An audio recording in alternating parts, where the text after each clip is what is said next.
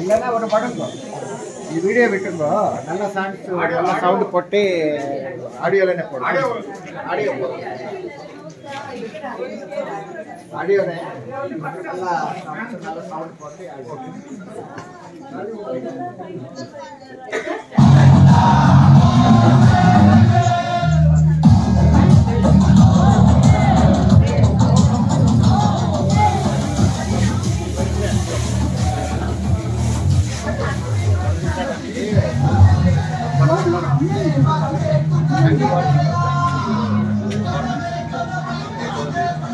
and that whatever